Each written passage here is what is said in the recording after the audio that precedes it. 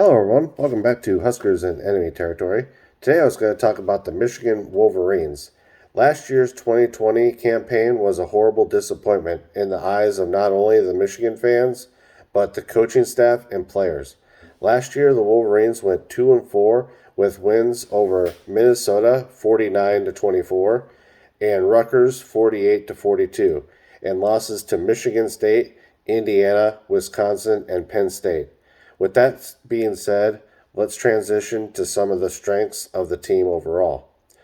Um, Michigan's defense definitely has some bright spots. Returning nose tackle Christopher Hinton and free safety Daxon Hill. Also, quarterback Cade McNamara showed some flashes of being able to move the ball down the field when given a chance with wide receiver threat Ronnie Bell. Now on to some of Michigan's weaknesses. Playing down to the opponent. What I mean by that is they'll play great against a team like Minnesota, but then they'll turn around and lose to a 4-5 Penn State, and or lose to a 2-5 Michigan State.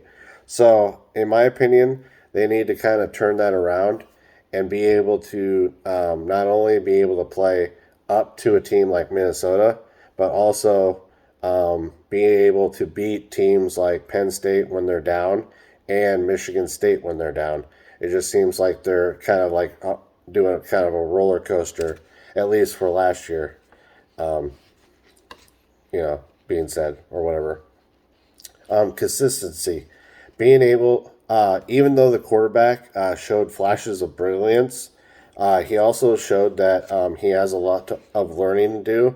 It just seemed like he was a little bit out of place sometimes when he played. Also, I do bring up the defense again. Even though they had some great returning starters on the defense, they absolutely went into the into the cellar in terms of the rankings last year. They went 95th in scoring, 79th in rushing defense, 96th in passing defense, and total defense, they were 89th. Now, if you're enjoying the content, consider a like and comment how do you feel the Wolverines will do for this upcoming 2021 season? And do you feel that if Jim Harbaugh ends up losing to Ohio State for the seventh consecutive or eighth consecutive year in a row, will he be fired? Also, consider a subscription. It's free and it helps grow the channel. Now, on to my record prediction. Now, I looked at it and they're definitely going to win. This is what I think for the ceiling if everything works out. They'll have wins against Western Michigan, Northern Illinois, Rutgers, Nebraska, Northwestern, Michigan State, and maybe Penn State and Maryland. And I think that comes out to 8 and 4.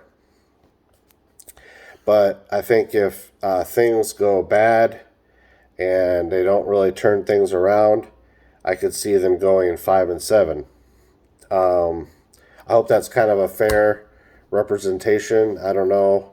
I'm going to kind of read through the fans' reaction, and that was from Wolverine Devontae, and he comes off of Twitter.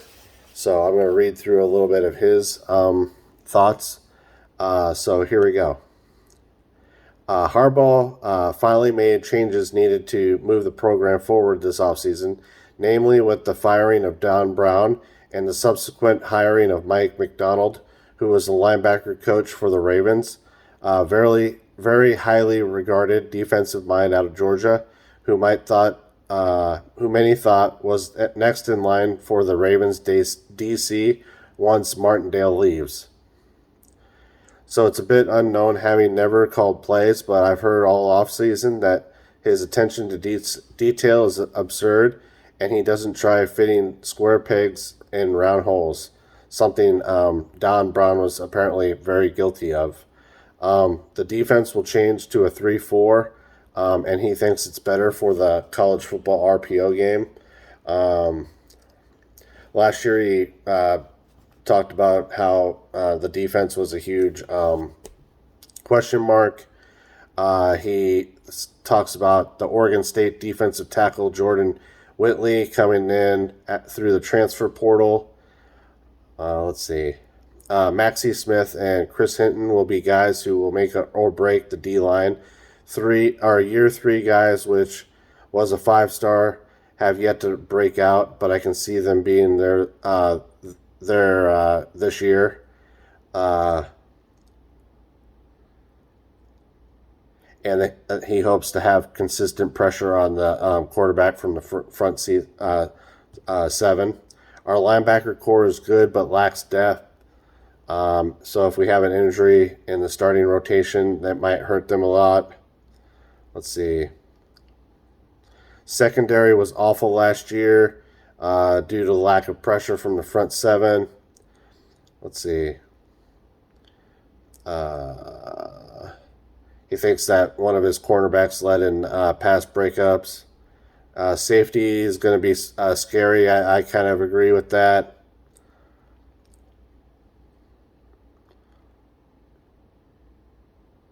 Let's see here.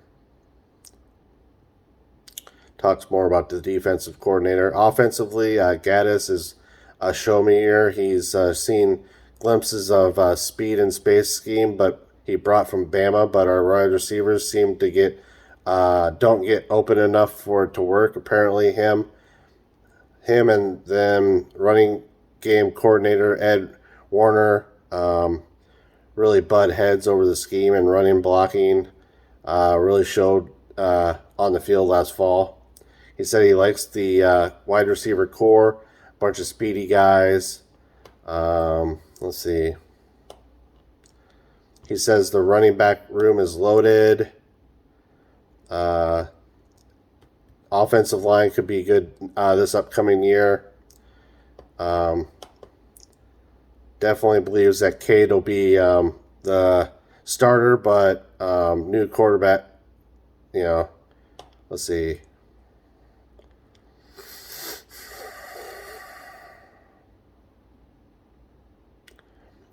His non-homer prediction is 8-4, like I had. Floor is 7 wins, but he also said that it could be as high as 10 wins. So he thinks that it could be more of a 2015 type season. No one had Michigan as contenders, and we ended up with a 10-win season. I don't know if I agree with that a little bit, but we could see. I think I'm fairly on point with a Michigan fan's prediction. He kind of sees it at the same limelight as I do in terms of how I feel about Nebraska. If things turn out to be perfect, obviously Nebraska and Michigan could have a wonderful season. It's about having these teams come in and play up to their ability. You know what I mean? And that's for any team. Especially if you have a lot of talent like Michigan and Nebraska both do on their teams. They're more than capable of winning, I think, 10 games. With that being said, will Michigan win 10, 9 or 10 games this year? It's hard to say, especially considering what they did last year on the defensive side. I think I'm okay with the 8-4 prediction.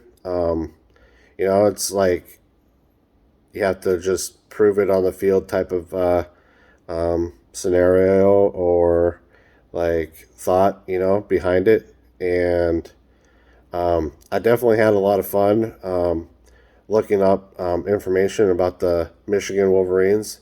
I've said that before about all these teams that I've done a little deep dive in. And I'm not really sure who I'm going to talk about on Friday.